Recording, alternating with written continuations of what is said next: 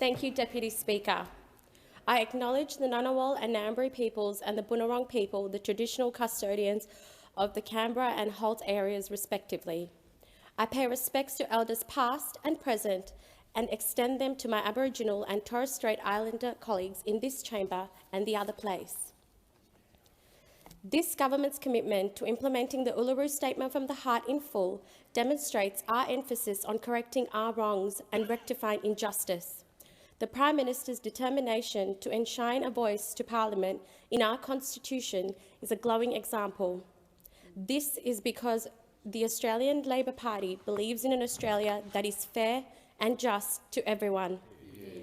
An Australia that treats everyone equally, no matter how we look, where we are born, what language we speak at home, what our gender is, or how much we earn. Halt. The electorate I am proud to represent is diverse in its geography and demography, and in the people who have represented our community before me. I want to particularly acknowledge the contribution of the preceding member, Anthony Byrne. My electorate stretches from the scenic fishing village of Tooradin to the suburbs of Cranbourne, Clyde, Lynbrook, Hampton Park and Narrewarren South, which have supported new and aspirational Australians for decades. Deputy Speaker, I do not believe it is a coincidence that Holt and the Hindu festival of Holi only differ by one letter. Both symbolise people celebrating diversity and a shared belief in the oneness of all. However, while we celebrate Holi once a year, the diversity that characterises this colourful festival is observed in Holt every day. 6 in every 10 residents in my electorate are children of parents born overseas.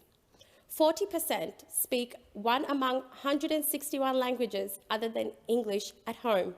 Although it may take a little longer than this term to master each one, it is clear that when we walk down any street in Holt, we are bound to bump into people who speak a different language at home or trace their family's origin to a place unlike ours. Yet, what makes Holt and indeed Australia unique is that we Australians may differ in our past, but are united in pursuing a shared future. Holt is among the youngest federal electorates in Victoria, as families choose the suburbs in my electorate to raise their children in a community that is safe, supportive and welcoming. Our community is a home for people who strive toward ensuring their children have a better life than they did, like my parents, Bernie and Humesh. Deputy Speaker, my life is built on the Australian values of migrating for a better future, giving everyone a fair go, and most importantly, supporting each other as one big family. After being high school sweethearts since the age of 13,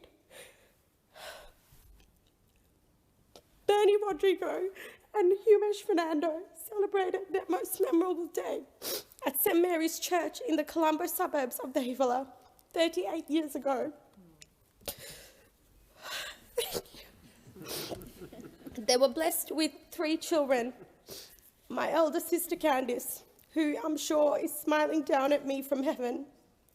Cassandra Juanita, undoubtedly the most mischievous out of the 3. And my younger brother Hamish, who is proud of this day as I am. My fond recollections of Davila include my incredible, generous maternal grandparents, Clifford and Emerald, whose warmth, love, humour and food assured contentment and happiness. To this day, I am still in awe of my parents' determination to achieve a better life for their children and the courage to act on it.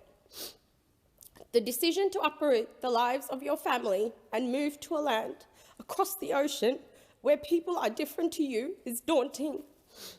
It was a hard one for my parents and a harder one for Hamish and I. Nana and Papa were our best friends, our favourite teachers, and most enthusiastic playmates. Leaving the people who fulfilled any of these roles is difficult. Leaving those who fulfilled all of them is unthinkable. The memory of landing in Melbourne on a cold July evening in 1999 is permanently etched in my mind. Little did I know the difference in weather would, in fact, be the mildest shocks I would encounter in my new homeland. Knowing that we could always call this wonderful country home only encourages us to do better for it with each passing day. Australia has given my family and I a home, a community, and a purpose. There is no honour more profound than serving my fellow Australians. Deputy Speaker, when doubts were raised about the future of our country in the 1930s, Sir John Monash responded by saying, "The best hope for Australia is a ballot box and a good education." Australian democracy has weathered ups and downs due to our indisputable support of education for all. Universal education is a pillar upon which our society rests. It is the force that provides all Australians the opportunity to achieve their potential and contribute to our shared success as a nation. While education is everyone's right, I know too well that it is not something to be taken for granted. After a semester at St Gerard's Primary School in Dandenong North, my parents planned to continue my education at Lindale Secondary College in the same suburb. At the time, it was hard to make ends meet for the Fernandos, and keeping up with the cost of living, my education was difficult. Upon request from my parents, the assistant principal of Lindale at the time, Mr. Ian Mitchell, wrote to the Department of Education and successfully advocated for a fee waiver. I remain grateful for Mr. Mitchell's effort, and I cannot overstate the importance of my teachers in making me who I am today. A huge shout out to Mandy Tessel, Richard Jappy, Krista Rainsford and Joseph Hall for all their years of support to the students of Lindale Secondary College. Even though studying can be exhausting at times, I always remember my mother saying, "Material goods can be stolen, but knowledge cannot." That is something I have held on all my life, and it is my message to every young Australian. Today, I am in this chamber to be the voice for Australians who are having it tough like I once did. I'm here to fight for those who cannot take for granted the things we do. I will never forget that my parents did not have to choose between keeping their daughter well-fed and educated, because in our country, we believe everyone, no matter their wealth, immigration status, or family background, must be supported to reach their full potential. I put my hand up to be a member of the House of Representatives to ensure we, as parliamentarians, will always look out for those less fortunate than ourselves. So one day, they will look out for those less fortunate than them. This is the Australian way. These are the values we cherish as Australians. Today is National TAFE Day, and there is no occasion more suitable to draw the attention to the importance of the Albanese Labor government's work in rebuilding our vocational education and training sector. My admission to William Angliss Institute for Certificate 4 in Patisserie and a Diploma in Hospitality Management continues to be among the most memorable moments of my life.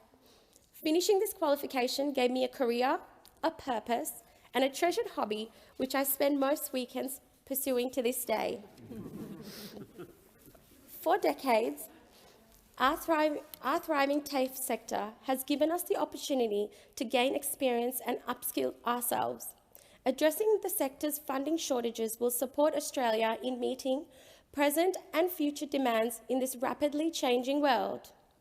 My first memory of Woolworths is when the Fernandos stayed in the Western Sydney suburb of Quakers Hill with my mother's best friend, Auntie Sujatha.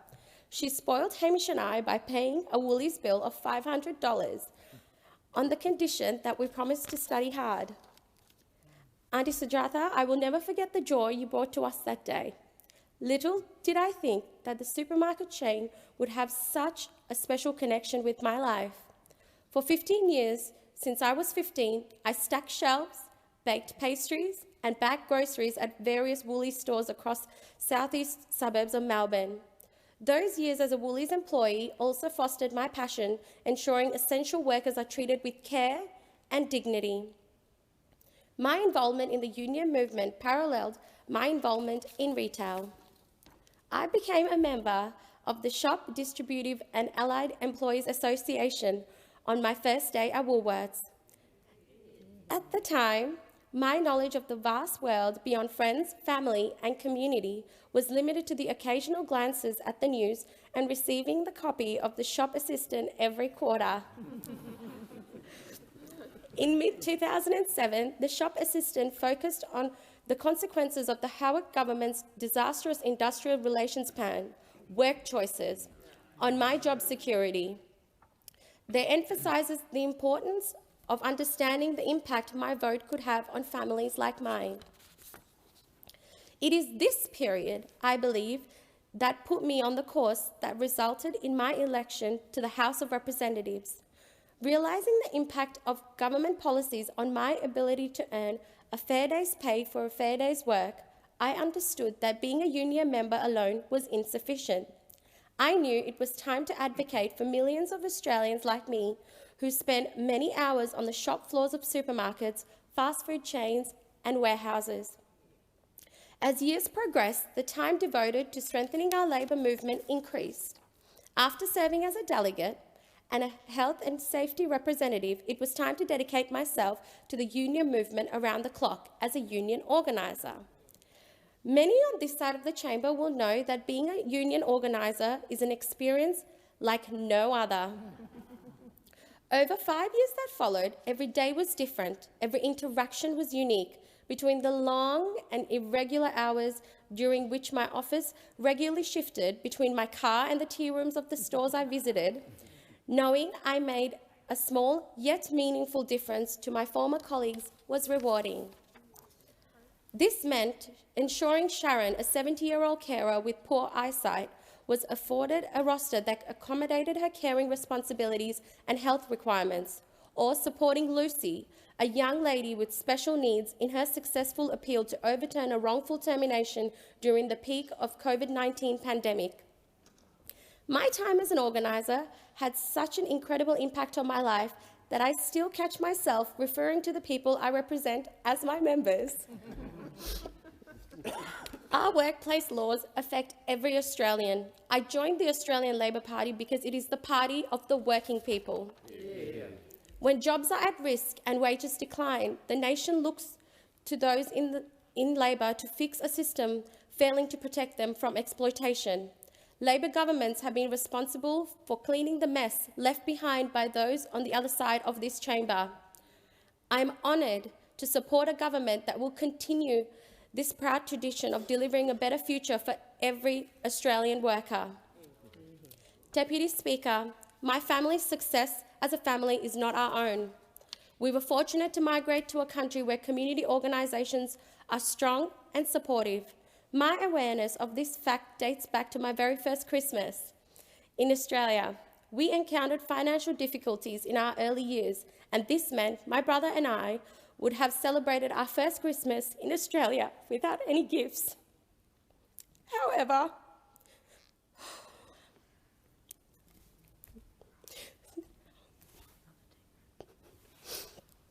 the Salvation Army stepped in where Santa Claus could not. Hamish and I were blessed to celebrate Boxing Day with a beautiful doll for me and a teddy bear for him.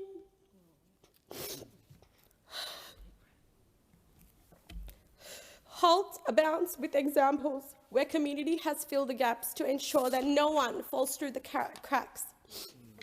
Among the earliest of them is the founding of the Cranbourne Golf Club, which ensured that Melbourne's Jewish community could enjoy a game of golf free from discrimination faced at other venues. And of course, the past 2.5 years have presented us with the challenges that occur only once in a lifetime. I am proud of the diligent organisations in our community for helping address each one. This includes the role of welfare organisations like Community Information and Support Cranbourne, AIMS Australia, Southeast Community Links, in always keeping their door open for anyone in need. The work of religious organisations like St Agatha's Parish, Dharma Deepa Meditation Center, BAPS, Nana Aksatat, and Omar Farooq Mosque during the COVID-19 pandemic.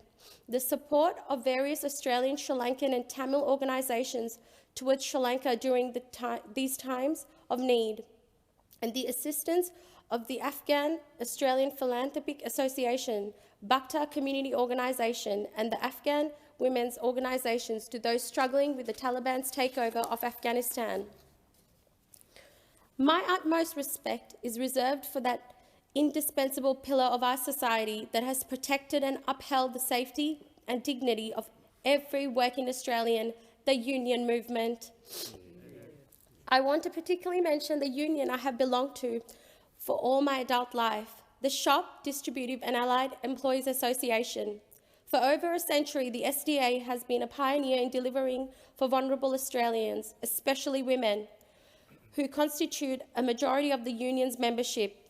My deepest gratitude is to the SDA family in Victoria for all their support. Specifically, I want to thank the Victorian State Secretary, Michael Donovan. Michael, your decades of service to SDA members have been essential to protecting and advancing the pay and conditions of my former colleagues.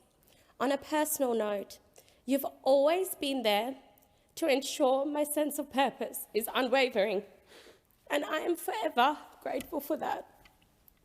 I also want to thank two champions of SDA Victoria who's here today. Assistant Secretary Mara Moretta for his wise counsel and dedication. State President Julie Davis for continuously supporting my participation in the union movement since my first day at Woolworths Dandenong Plaza. I extend my gratitude to Radha Nair, Manny Zuros, and Alexander Velinovsky for not only being my best friends, but thank you for always supporting me and encouraging me to believe in myself. To Dean D'Angelo for checking up on me every day and being with me from my first door knock to my swearing in. To Michael Galea, Kimi Singh, Emma Matu, and every staff member at SDA, and of course, my federal colleagues, Senator Raphael Ciccone and Dr. Molino for teaching me the ropes and making sure I no longer get lost on my way to Aussies. Today, I also want to remember my dearest friend Daryl, who I miss very deeply. Daryl, I know you are watching from above, and I hope I have made you proud.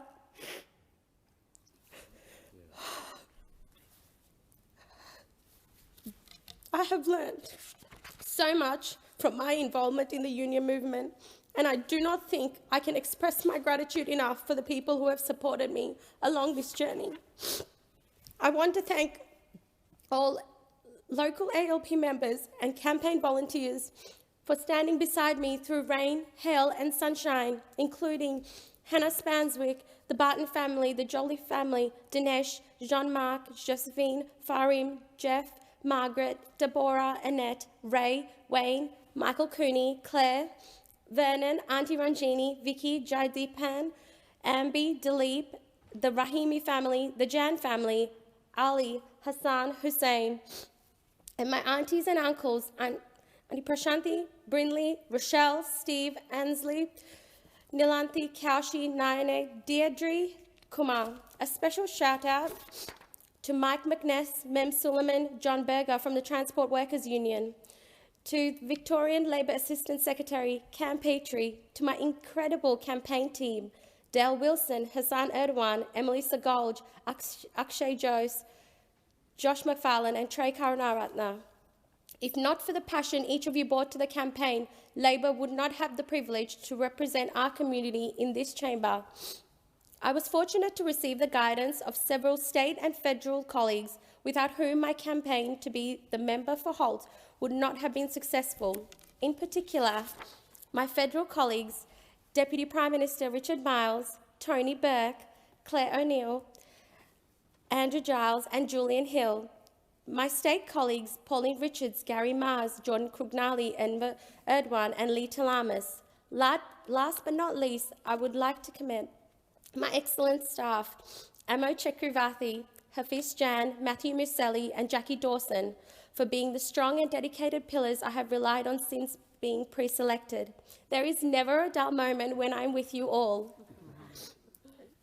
I give my love to my family in Sri Lanka, Germany, United Arab Emirates, Bahrain, the United States, and Switzerland for all your love.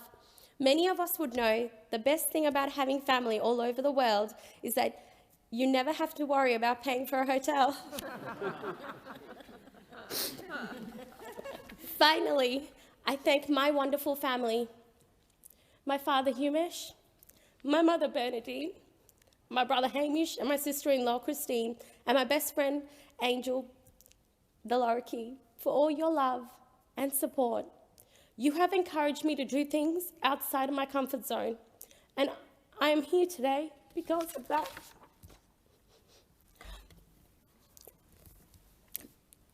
I support this government because I am a proud Australian who is committed to protecting our values of fairness, equality, and a fair go for all. I want to conclude by quoting my favourite verse from the Bible, chapter 7, verse 7 in the Gospel of Matthew. Ask and it shall be given to you. Seek and you shall find. Knock and it shall be opened to you. My message to everyone is simple. 2 decades ago, I was a little girl trying to figure out life in a new country and did not even dream of being here. I honestly pinched myself thinking that this is my life now. Australia's greatest strength is its ability to support every Australian in achieving the life we want. If we are determined and prepared to work hard for it, it is our responsibility as Australians to provide each other in the support to making it happen. I am grateful for the opportunity bestowed upon me. I will use this time in this place to inspire people of Holt to put their hands up to be the representatives of our community in every possible way. I thank the House.